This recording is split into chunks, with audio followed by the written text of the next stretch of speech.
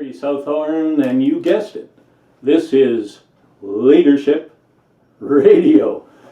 Thanks for stopping by today, and if you end up enjoying the video, give us a thumbs up. Much appreciated. So, let's talk some leadership. There seems to be an evolution going on in our language. Many people today, when they use the expression, "I'm done," they don't mean anything positive by it. They actually mean, "I quit. I've had enough. I don't want to stay in this situation. I'm done." Perseverance almost seems to be a dirty word. At one time, when someone would say, "I'm done," they meant, "I finished my work. I completed the task. I'm done." Well, today we're going to look at an example from history of someone who persevered through great disappointments and great challenges and was able to say, "I'm done," at the end. The year is 1835, and our subject is the author, Thomas Carlyle. He wrote The French Revolution, a real classic. And it was 1835, early in the year.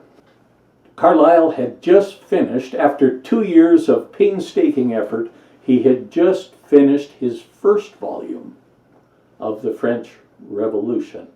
But he was very excited that his friend, John Stuart Mill, had expressed an interest in the project and wanted to review his manuscript and maybe make some suggestions.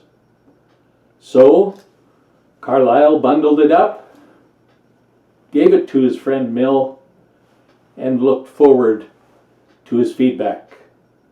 Well, sometime later, Carlyle and his wife were enjoying a quiet evening, sitting by their fireplace, maybe thinking that things were finally starting to go their way, when suddenly they heard a knock at the door. And who was there but his friend, John Stuart Mill? But there was something different about his friend on this evening. His hands were trembling. His face was ashen. He slumped down in a chair, and Carlyle said, "Mill, I've never seen you like this. What's the trouble?"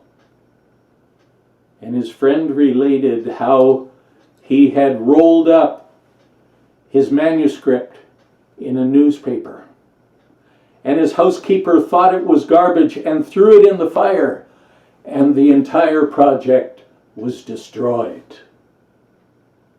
Worse yet, it was the only copy. Well, for a time, you can imagine Carlyle just sat there, shocked, in stunned silence. But finally he went over to his friend, put his hand on his shoulder, and said, "Don't worry about it, Mill. No amount of feeling guilty is going to bring it back. It likely wasn't that good anyways, so let's hear no more about it." Well, later on that evening, after his friend John Stuart Mill left, Carlyle wondered if it was even worth going on. Was it worth trying again? It was such a loss, such a catastrophe. Maybe it was time to say, "I'm done." But after a fitful night's sleep, Carlyle decided he would go at it again.